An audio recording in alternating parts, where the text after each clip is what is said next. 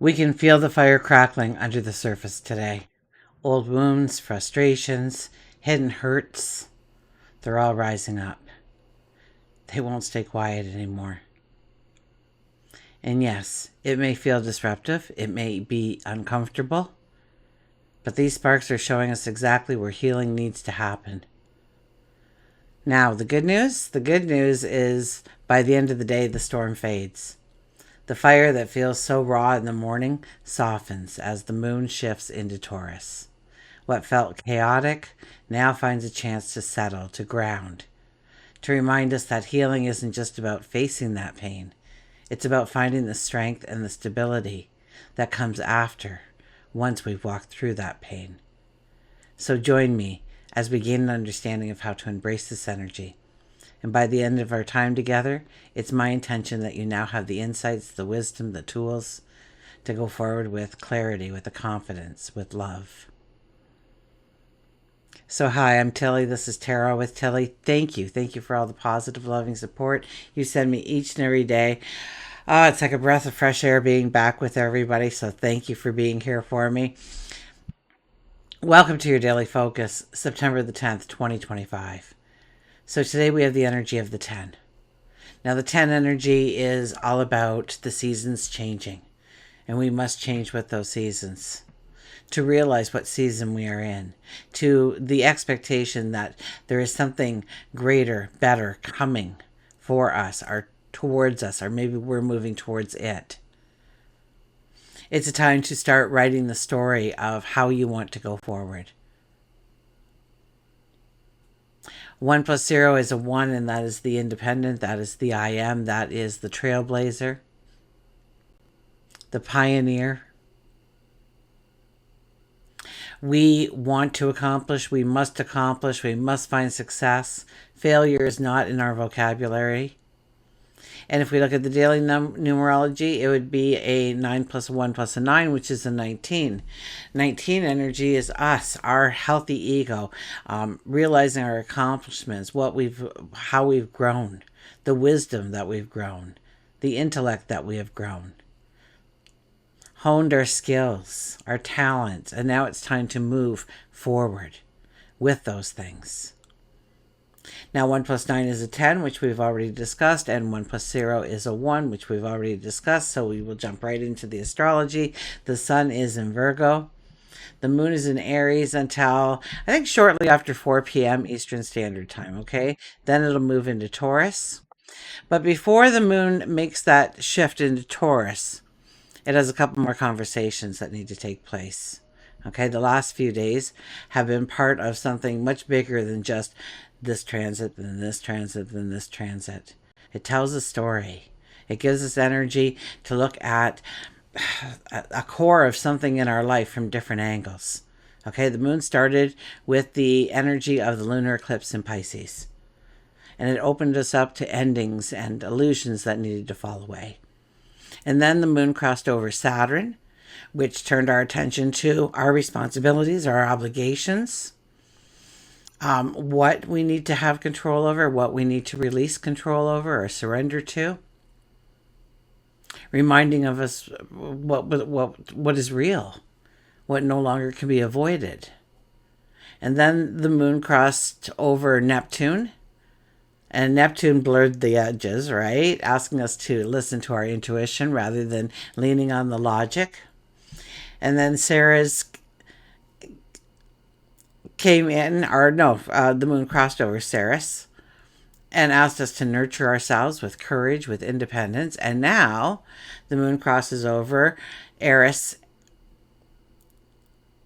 and Chiron, which are only a degree apart, so they're conjunct to each other still. And this brings in the Ross part of this cosmic audit that we're going through, the 999, that we have been experiencing.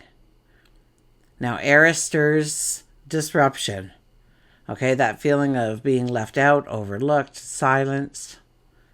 And Chiron exposes the wound underneath. So together, they don't let us hide. They push us to face the very places we've carried pain too long. So this is the cosmic audit in action. We're being shown exactly what needs attention, what needs healing, and what cannot move forward with us into the next season of our life.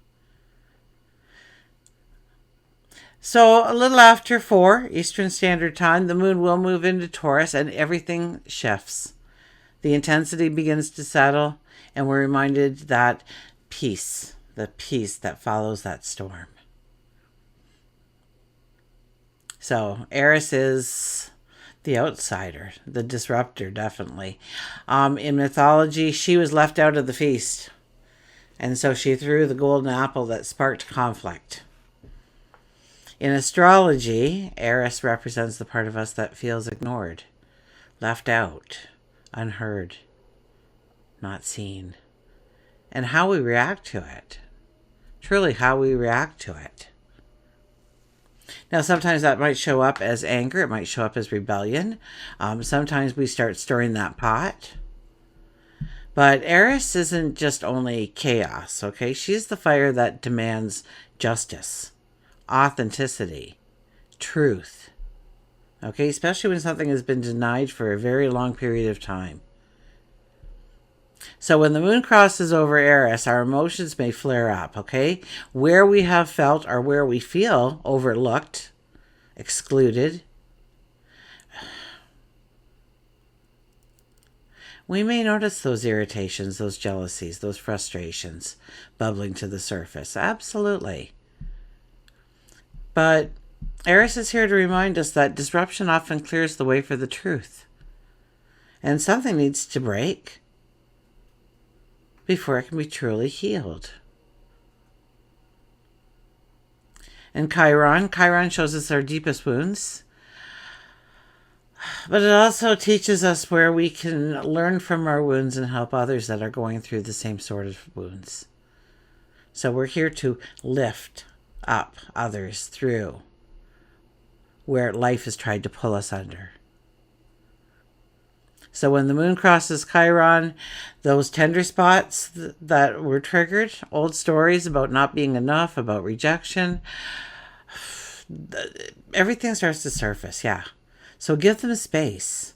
Don't push them back down. Give them space. Look at them. Acknowledge them. And start healing. The moon moves over Eris and Chiron, and it's like this arrow striking right at the center of our emotions, and the sparks fly. So Eris brings up that fiery frustration, and we feel like something's been ignored or dismissed or simply isn't fair, and the place inside of us that refuses to stay quiet anymore, Chiron takes that spark and shows us the deeper wound underneath. The place where we have carried this pain over and over in different ways, or perhaps the rejection, or perhaps the fear of not belonging or being accepted in. Okay, it brings out all those times. Like it just isn't bothering you today. It's bothered you in the past. And it builds in power against you until you realize it. Once you even just realize it, 90% of the power is gone. Seriously. So just sit with it in silence. Anything that arises to the surface, anything that you are going through. Okay, and yes, it could feel very intense today. And we may notice ourselves reacting quite quickly. We feel triggered by the words or the situations that normally wouldn't cut so deep. And, this isn't random. Okay, don't think it's random that these things are just coming up. It's on purpose. Sometimes that eruption of anger, or maybe it's tears, is exactly what opens the door to understanding yourself more fully. So allow those tears. Those tears are there to heal. I think scientists have actually proven that the tears actually have a healing quality within them. And then just maybe when we feel like we are going under the water with all of this heavy energy, okay, the moon shifts into Taurus and the emotional fires start to cool. The edges start to soften. And it's time to ground ourselves. A quiet moment, a walk in nature, a couple of deep breaths, bringing yourself back to center, bringing yourself back into balance. Okay? Finding the safety, finding the calm, finding the stability.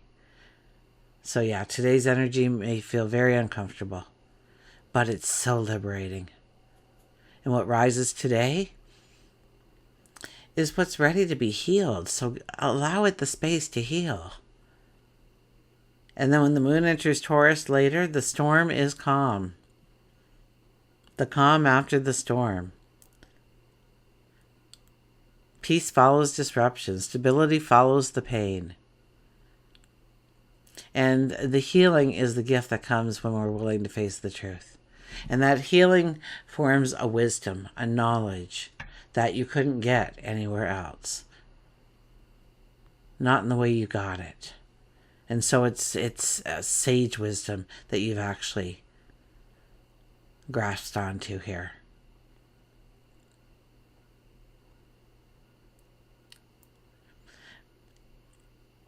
Another day of heavy emotions, yes. But this is the Cosmic Portal. This is the Cosmic Audit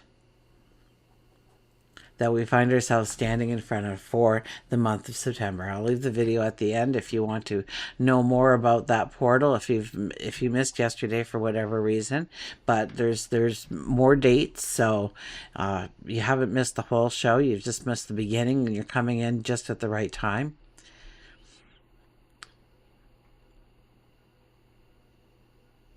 You know, this energy is here to remind us that we are stronger, we are truer, we are more aligned with who we are becoming each and every day because we are willing to do the work. Okay, let's turn to the cards. Who do we have there? Oh, the Four of Cups. The Four of Cups was at the bottom. So gratitude, being grateful for the experiences you've had, the wisdom you've gained, the lessons you've walked through.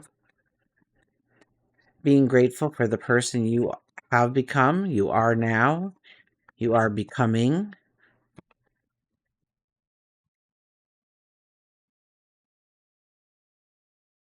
Wow, that card didn't want to stay there. Okay, underlying energy first before we get to see what card insisted on being on top there. We have the Queen of Swords. So we got the Queen of Swords here, and you know, she's kind of like a mom figure to me. You know, if you took the stereotypical mom, but we do it with our dreams, maybe in our relationships too, but more so in our dreams, in our destinations forward, in our goals, in what we desire. We give birth to something. When we start to take that, well, we start to dream it and then we apply an action plan to it. It's like giving birth. Giving birth to something that you know can be wonderful. You see the amount of opportunity that lays in its wait. You tell it of all the things it can be, and you do everything in your power to grow it stronger each and every day until it does become the success you knew it could be all along. And that is essentially what a mother would do with a child, to nurture them any way possible, to grow them into the successful adults they need to become. Now, this card also comes with a kind of, you know, pay attention. Pay attention if people are dissing your dreams, tearing down your ideas of what you want to build. And you hear people being negative and trying to strip you from that dream. You need to put a little bit of space between you and them.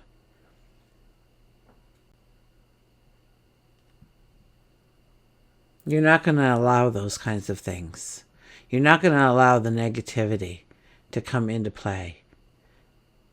And this could be allowing ourselves, not letting that self-doubt play a role anymore on whether or not we'll take the next step. Knight of Cups. Knight of Cups is our prince in shining armor, our knight in shining armor, coming to whisk us away for a beautiful sunny afternoon picnic under an apple tree. He's got the wine, he's got the sandwiches. Everything is packed, just waiting to come get you. He's dressed in his finest robes. His casual robes, of course. to just spend time with you, to fall in love with you, to see just you, to not be interrupted by anything else but you. And maybe that's what we need to do for ourselves once in a while, is not to let anybody else interrupt our time with ourselves. When we're sitting in silence, when we're meditating, when we have a thought that we want to ponder over, when we're journaling, to have that time carved out into stone for us and taking care of ourselves.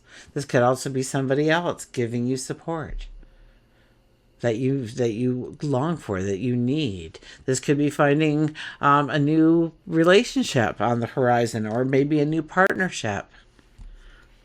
We have the World card. Everything is coming to an ending. I hear a crescendo. Is that an ending in music? I'm not sure. Crescendo is what the word I heard. So maybe it is like a crescendo, because I would assume that that's almost like a wave of some sort in music. I don't know. I'll have to Google it after. This is tying up loose ends.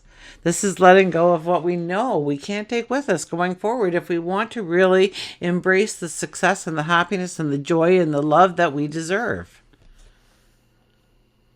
Because it stands in our way. We know we allow it to stand in our way, and we give a part of our power away when we remain small because of that limitation, because of that anxiety, because of that fear.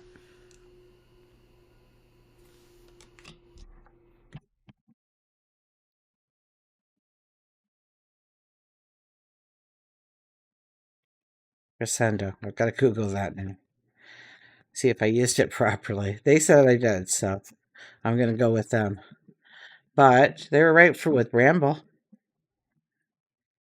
Look at this, new beginnings with the Robin. So yes, as we are ending cycles in our life and negative cycles in our life of things that made us feel small, made us feel unimportant, made us doubt ourselves. Now we almost come through this cleansing period with the moon going into Taurus, where we can sit back, we can relax, we can feel strong within our own skin, kind of thing. And then that allows for us to start dreaming of the new beginnings. Chances are we may have raised the bar on ourselves or changed the direction completely.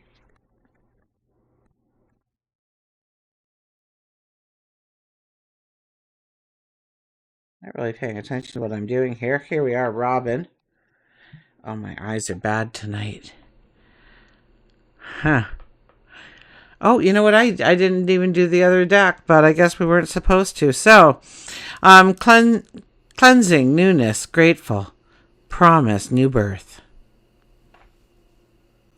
You cannot climb a mountain if you will not risk a fall. Robin tells you it's now the time to pull yourself out of the sludge of the past, wipe yourself clean, and mend the wounds and scratches that occurred through the journey. Your angels and guides will be on hand to help. It's a great day to offer your gratitude. Oh, we had the gratitude at the bottom of the deck at the very beginning, didn't we? For what you do have, and for knowing that you won't be let down if you ask, believe, and expect change can occur in your life.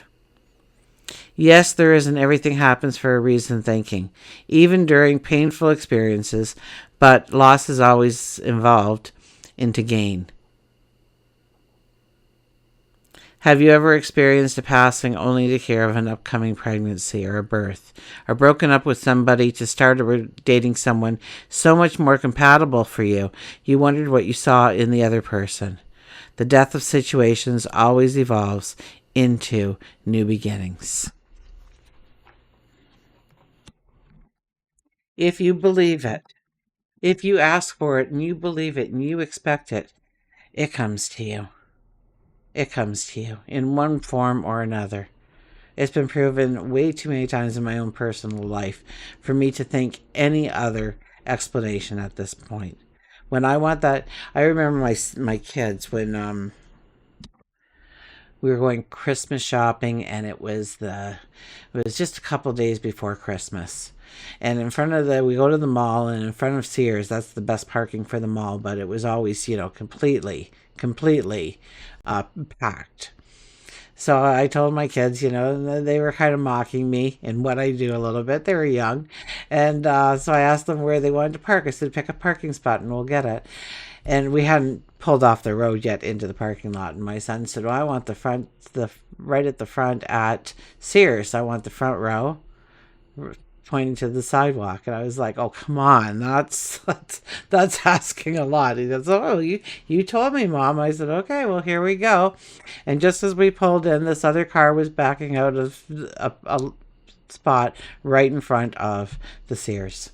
So comes Christmas Eve, and my son says, the same one with the smart attitude, he says to me, I got to go back to the mall. I got one more present. I have to go back. Okay, so away we go. And I said, well, pick your parking spot. He goes, well, I want the exact same one.